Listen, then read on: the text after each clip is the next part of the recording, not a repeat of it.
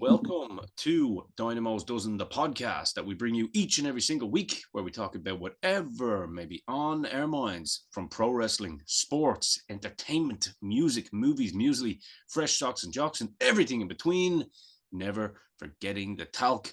I am your host, Ian the Dynamo Kelly, as always, and the man that you see to the right or the left of your screen, whatever way it's coming out on your YouTube device, is, of course, my favorite pro wrestling writer and yours, the great Mr. Findlay Martin. How are you today, sir? Oh, much better after that glowing introduction, Ian. I mean, I was wondering who you were talking about there for a moment. It wasn't Dave Meltzer anyway. I'm only joking. No, you as you know, you're very well liked on this show.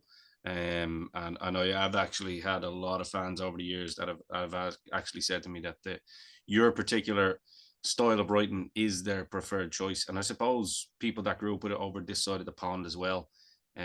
Some might say you are their version of what I suppose Dave Meltzer was producing back in the day. So I suppose it's a compliment in some ways. Yeah. So what have you been up to, Ian, since I last spoke to you? I haven't been on in ages. It's been a minute, hasn't it? It's been a minute. I think the last time you were on was probably, it wasn't a year ago. It was definitely this year. No, it I wasn't haven't this been, year. It wasn't this year. Sorry, it was no. 2022. Maybe around September, October time, I think. September, October, I think it was. Yeah. So you've come in at the right time. You've come in. We've had the tail end of the Royal Rumble. We've actually had another pay-per-view just happened this weekend, the Elimination Chamber, and we're into the build-up of Wrestlemania. So a lot of stuff has gone on. A lot of talking points. Obviously, the shopkeeper Niall Hogan, he can't be here today, but he told me to say hi. My trusted co-host. Indeed, yes. He is a busy. Yeah. Well, that's a shame he couldn't make it, Ian. Well, that's more FaceTime and airtime for you and I. Absolutely, just keeping it old school the way it used to be. A lot of talking points. I suppose we've had some passings as well. Obviously, we mentioned last week Jerry Jarrett passed away, so we did send our condolences. We got a lot of great feedback on that. Great news today, hearing that Jay Briscoe's daughters are well. There's a picture that popped up. They're going home now. As far as I'm aware. So that's, I suppose, out of a bad situation, it's something good, something positive. Definitely. I mean, they were in the hospital for quite a while, weren't they? I mean, it was huge, obviously had a leg pinned. Yeah. And a large brace, kind of reminding what Brian Pillman had on his leg back in 96 after the crash. Yeah. So it was obviously a serious accident, but the fact they've been in the hospital for as many weeks as they have, I'm sure they're very pleased to be going home. Absolutely. And of course, their thoughts are with them and the family. I suppose there's only one place to start. Again, we don't do reviews here. The Elimination Chamber has created supposedly, or should have created a clearer picture as to where we're going into Mania season now. Overall, the feedback from the show, what did you think of the show in general? Yeah, I enjoyed the show. Watched it. Started watching it last night, finished watching it today. So I don't think it needed any more matches. I mean, it felt like a big show. I mean, obviously it was in Montreal, sold out. They sold it out for SmackDown the previous evening, back-to-back nights at the Bell Center. So each match felt big. There was no filler matches on the show. Yeah. I mean, up until recent years, you'd have a premium live event or a pay-per-view, and you would always have a few matches, and you think, well, why is this on this show? Why is this match on this event? This is a TV match. Yeah. So I felt like every match at Elimination Chamber belonged on that card. Yeah. So started off with the Women's Elimination Chamber, which was won by Asuka, which I think was the right outcome. Me too. And I thought Raquel Rodriguez had a good night. I thought pretty much everyone had a good night in that match. Me too. I thought Carmella did well, but they did the right thing at the end, having Asuka beat her quickly, because Carmella doesn't really have any credibility as a wrestler. So Asuka is, of course, going to be challenging Bianca Belair for the Raw Women's title at WrestleMania. we didn't need a 5-minute or even a 3-minute exchange between Carmella and Asuka. It needed to end quickly, didn't it? Would you agree with that, Ian? Yeah, I would. It was actually quite funny. The commentary was quite funny as well. When Michael Cole says to him, like, what is going on here? He's like, I don't know. Sometimes your woman just needs to be left alone. I don't know what she's doing trying to code Asuka. It was like he was internally going, what are you doing, Carmella? What are you doing? So it was actually quite fun. Yeah, I thought because I'm not the biggest fan of Carmella, but I thought she'd done a really good job, in fairness, in the role that she was playing. And it was done really well. No, I would concur with everything you said. I thought it was. Didn't outstay. I mean, you watch it, thought, oh, that could have had a few more minutes, but I think it achieved everything it set out to do in the time that was allocated to it. And sometimes these matches, we know because we see this all the time, they just drag on. Yeah, they include elements that are just not necessary to achieve the objective, which was to put Asuka over. So I think it did everything it was supposed to do. And I thought it was, the crowd was really into it. I mean, this was an amazing crowd. This was a crowd to die for, wasn't it, Montreal? They were just buzzing. They were buzzing on the kickoff show. I don't know whether you bothered watching that, but they were buzzing on that. I didn't. I mean, they're a great crowd, man. I mean, this history runs deep there, all the way back to Montreal, especially. Well, it is Montreal, but the Montreal incident, I think everyone knows what we mean by that. Yeah. And then, of course, even Montreal, if we want to go outside of the WWE and go back to, their actual territory days, they were always red hot from what I hear. So really good, strong crowd. I suppose highlights for me. Well, of course, my boy, my mentor, my boy got pinned again. Balor taking a pin. Well, it couldn't be Rhea though, could it? Because she's challenging Charlotte Flair at WrestleMania. I thought he might score the win there. I thought Judgment Day might take that one. I mean, I was in two minds because obviously there was the Extreme Rules incident, the I Quit match, where they gave Beth Phoenix a concerto, and she needed to exact her revenge, didn't she? She needed revenge against the Judgment Day, and she was only coming back for this match. I mean, she was obviously at Royal Rumble, and that led to this match. But I can't imagine she'll be involved in WrestleMania. I mean, she's not going to have a singles match at WrestleMania, and they've done the mixed match. Yeah. But I mean, afterwards, after Finn Balor was pinned, I thought it was actually a nice touch as well. They did the shatter machine, FTRs or Revival, as they were in WWE, right? Revival's old finisher. I thought, does that bode well for them returning to WWE? I think it does. Yeah, I mean, I think they're coming back anyway. Yeah, definitely. I do. And word on the street is that it could be Balor and Edge at WrestleMania anyway. I don't know how. Yes, absolutely. Yeah. I can imagine Edge returning the favor, to be fair, because I know Edge is very, very high on him. I think on a personal level and an in-ring level, and Edge is quite a generous guy in that sense. He's, he sees business, and so it could be. And I mean, I'd like to see the two of those in a good singles match with no gimmicks. I don't mind a little bit of cheating. If Balor had to get the win, I don't mind a little bit of cheating there. But I'd love to see just a singles match with those two. No gimmicks involved, proper straight up match. I think they could really, really blow the roof off, even though there is no roof. But hypothetically. But I would think that if they're going to have a match at WrestleMania one-on-one, it will need a gimmick. It will need sexing up, maybe It will. I'm just speaking on a boring old school wrestling fan where I just want to see, one-on-one, right? Just one-on-one. But I think it's going to need an add-on. It's going to need some extra because we've seen that match many times before. Iron Man. Well, 30 minutes. No, they're not going to do an Iron Man match. No, I know they're not going to. I'm just trying to. Hell in a Cell makes sense, or even a ladder match of sorts. Although they might, even possibly, or. But what would be at stake in a ladder match? What would be dangling above the ring? Let me see, Dominic. Maybe. So I mean, I understand why the Judgment Day won because Beth Phoenix needed to exact vengeance, and she did that. So that made sense. Of course. And I think it had to be Finn Balor who ate the pin because Rhea's going on to face Charlotte Flair at WrestleMania, as we said. Yeah. So, but afterwards, the camera was on Finn and it was saying, I hate you, Edge. I'll get even with you. So it does feel like the story has not yet concluded. I think so. And again, you can watch these two work. No problem. And plus, at Mania, they'll pull out all the stops. So we look forward to that. Sure.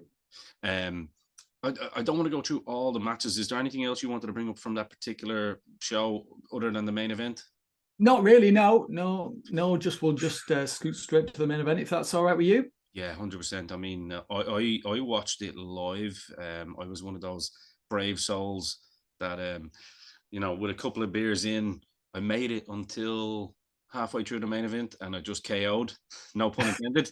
No pun intended. But as soon as I got up the next morning, I just went to where I was and then watched the rest of it. I thought it was absolutely fantastic. There's a feeling around Roman Reigns, and every time, for me personally, I can only speak for myself, every time he comes out, the aura about him just does breed class, big fight feel, superstar. Kind of like that feeling that you used to get with Goldberg's entrance back in the day. And that's where it stopped and ended, obviously, with Goldberg back in the day. But the entrance, you always knew there was a big fight feel. Just that presence, the slow walk to the ring. I like the music suits him. Heyman just looking like an absolute rodent behind him, It's fantastic. And the work that Sami Zayn has done to get, himself even in this picture. This goes back to something we talked about a long time ago, Finn, and you had always mentioned, in WCW, when you had characters like Jericho and stuff like that, they got over by even having 20 seconds. Jericho used to get over by just having a silly little moment that would give him kind of more promo time the following week, because people were going, oh shit, this is funny. Sammy is in that kind of bracket as well, isn't he? With this whole Usi thing, he just took the ball and absolutely hit a home run. Oh, without a doubt, yeah. They showed on SmackDown, they showed at Elimination Chamber the story of him, volunteering to help the bloodline, and that relationship developed. I think most of us thought it was maybe going to be a 3 or 4 week arrangement, and then he'd just be booted out. And little did we know that it would gather so much momentum and connect with the audience. And I think, there's a lot of speculation that had Vince not retired, been forced out in July, that it would have ended much sooner, and it probably would have done. But we'll never know. Obviously, what we do know is Paul Levesque, since he took over in July, he has just ramped this thing up, escalated it, and it's one of the more. It's got to be one of the best storylines of the last decade, maybe the best the last 10 years. Yeah, maybe the best the last 15 years. I'm not sure. But it's been, if you think of how long it's lasted, it's like 10 months from the beginning of it to the big match at Elimination Chamber. It's hard to really name another storyline that has come close to this level of appeal and popularity and connection with the audience. I can't think of one. Can you? No, no, 100%. It's amazing, isn't it, when you've got someone that knows how to do it and a team of people that know how to do it, that you can still do long-term storytelling. Well, but the thing is, like, all the characters are different, and that's the beautiful thing about it. Paul Heyman's been a huge part of, he's been integral to the success of this. He's obviously recognized quite quickly that this has had legs, and he's probably communicated that to Roman, and Roman, I'm sure, is smart enough to know as well, to know that there's a lot of mileage in this and that everyone could benefit from it, which they have. Every single player has benefited from Sami Zayn's involvement with the bloodline, then the split, including Kevin Owens and other people like Matt Riddle. Remember that match last year that Riddle had on SmackDown? Yeah. That was just one of the best TV matches of 2022. Yeah. So he did really well out of it also. Everyone who's been involved in this, well, maybe not everyone, but I would say 80% of people who've been involved in this storyline have done well. Drew McIntyre, I'm hoping he's going to turn heel after WrestleMania and have a run with Cody. That's what I'm hoping his future is. I mean, that was a huge setback for him, the fact that he lost the Clash at the Castle. At the time, I thought it was the wrong decision, but in hindsight, it absolutely was the right decision because there's a bigger picture here, and the bigger picture was Roman becoming the bigger star, having this match with Sami in Montreal, and then going on to face Cody Rhodes at WrestleMania. So you've got to look at the big picture.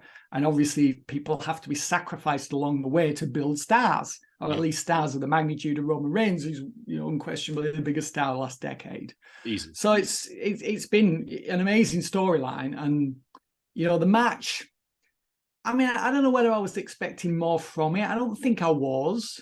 I mean, and I like the way it ended in the sense that Kevin Owens came out to save Sami Zayn from a post-match beatdown by Jimmy Uso.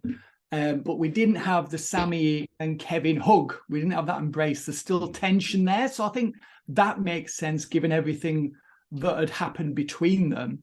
And also, Jay was instructed by Roman in the match to nail Sami with the chair.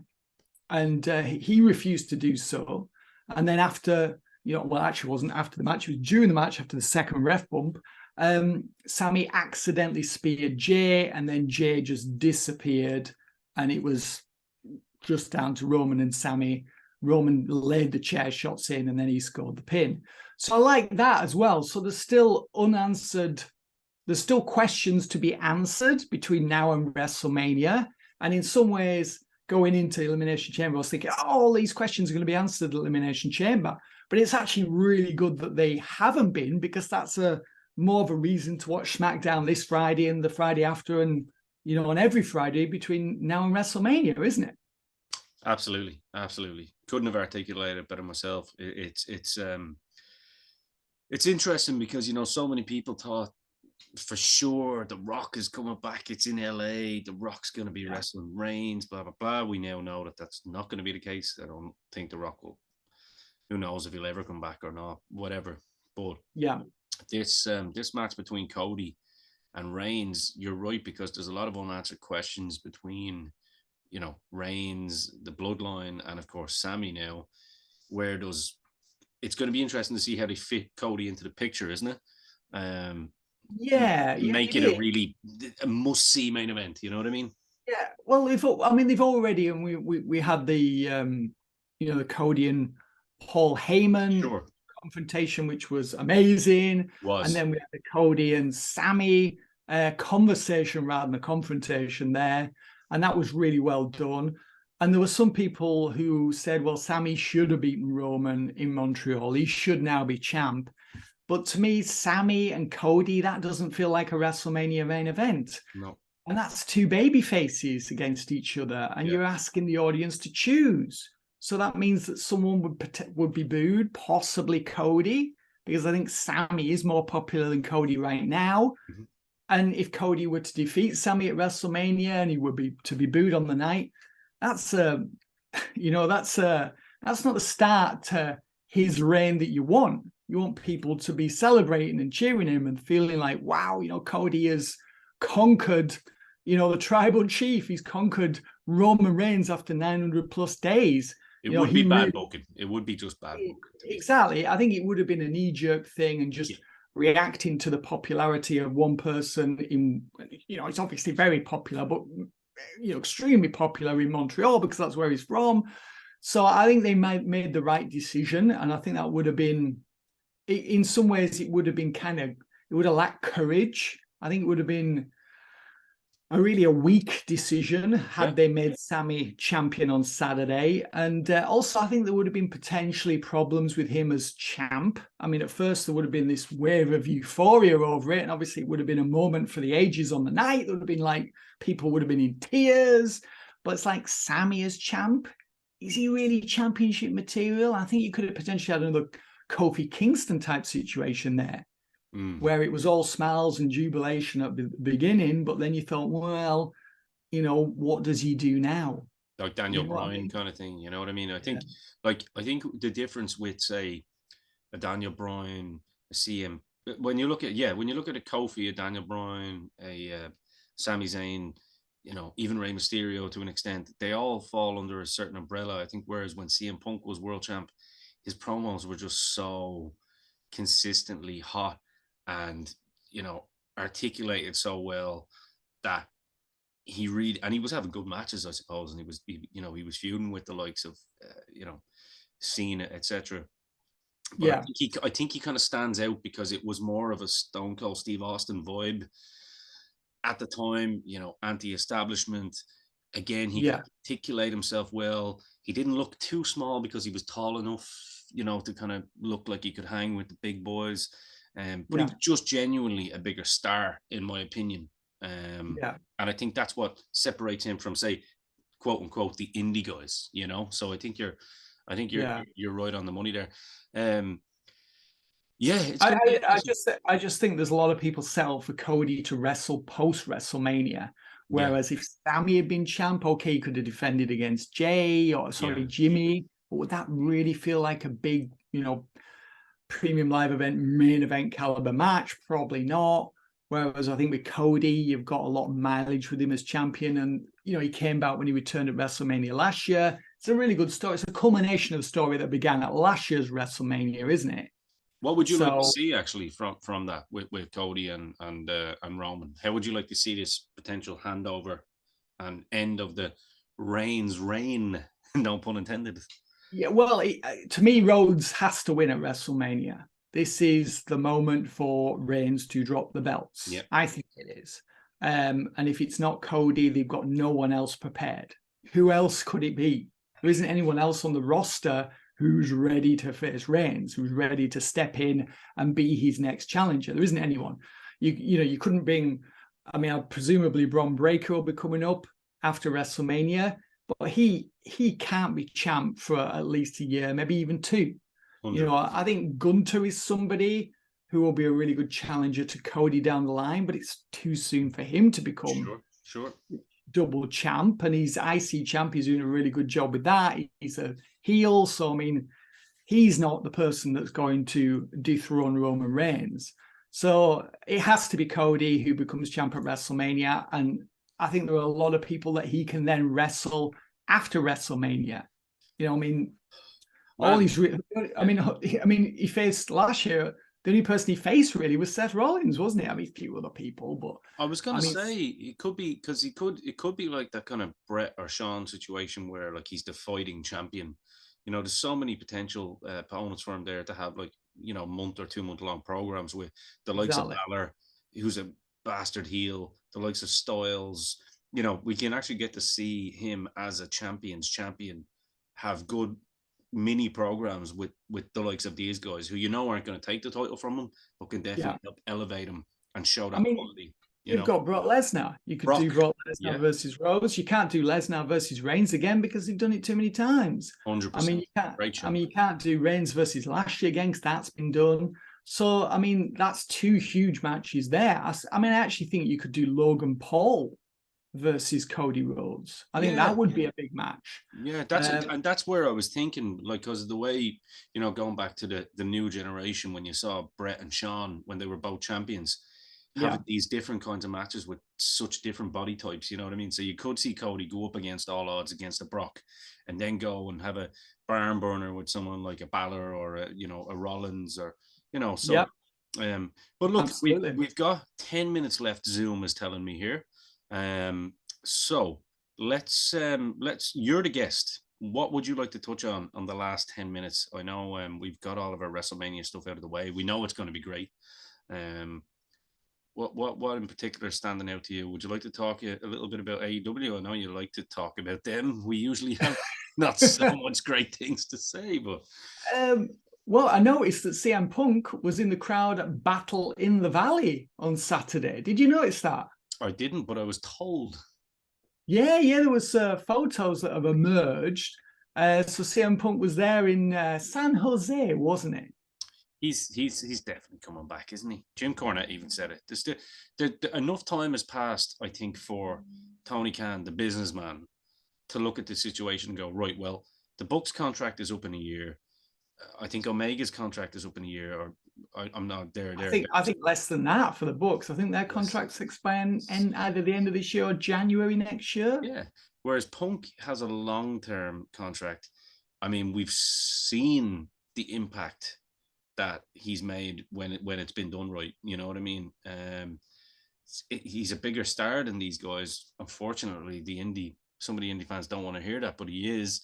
And there's money to be made with this if all parties can come to an agreement. So, do you think Tony's maybe thinking logically here now? I mean, I don't know really. I mean, I think he is returning, because I think if he wasn't, then I think Tony would have bought him out. But there again, I mean, look, Miro sat there at home on full pay doing nothing. I mean, there's a lot of people in AEW. I mean, look at Sean Spears. Sean Spears. Look at like Jake Roberts. Look at Arn Anderson. When was the last time we saw him? I mean, these guys are still there, being paid from what I understand. So there's a lot of people in AEW who are earning money, who are being paid, not really earning money, being paid for doing nothing. So you would think, well, Tony would buy him out if they weren't going to attempt a reconciliation and attempt to bring him back and attempt to, reinsert him to the storylines. But I mean, this is Tony Khan. I mean, I don't think there's any great pressure on him, to get his spending down. No. I just don't think there's pressure on him to do that at all. And if there was, then lots of these people would have been released from their contracts or accepted buyouts by now and wouldn't just be doing nothing. But I do feel like, I mean, I thought the way Punk handled himself at that press conference last year was, I mean, to me, I just couldn't believe he was saying those things while the boss was sat next to him. I've talked about this a lot. I've written about this a lot. He had a total meltdown. I mean, to me, Tony should have just called a halt to that press conference as soon as CM Punk started trashing his peers, and just said, taking him out of the room and said, you cannot speak about the EVPs, your peers in the locker room in that manner. This is just not constructive at all. This is counterproductive to everything we're attempting to achieve here. I know he was mad about lots of things that have gone on. We don't need to go over that again. No. But to me, it was just like, why did Tony not call a halt to that press conference? I get it from the performer standpoint, because there's been times in my time where I've been pissed off, and I get it. I get, this whole Colt Cabana stuff is personal, and then you have Hangman coming out and talking shit, and the EVPs do. But I think you're right. I think this should have, and I think this is really where Tony blames himself. It should have been handled better internally. Exactly. There should have been a meeting straight off the bat and said, right, we're going to clear the air with everyone in the room here. Yeah. Let's talk. Let's get everything out in the open. And where do we go?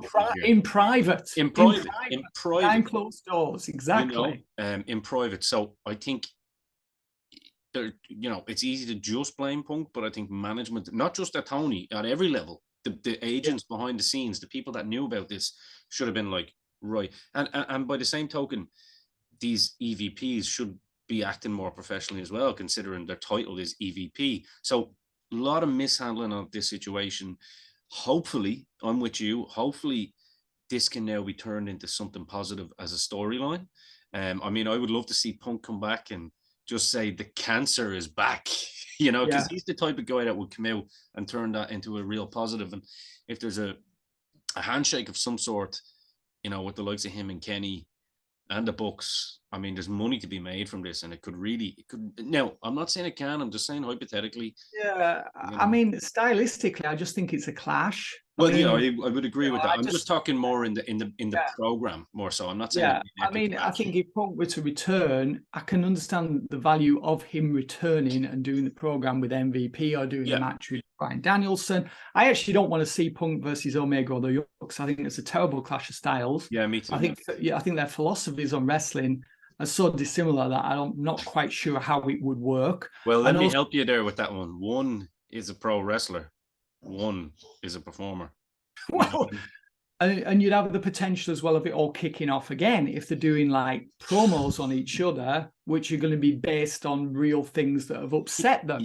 So it's a powder keg situation. And does AEW really want to go there? You're putting my anxiety up, Finn. You're getting my anxiety levels up here. I'm kind of going. But it is. I mean, that's an explosive situation there. True. But just regarding Punk, I think AEW does need him.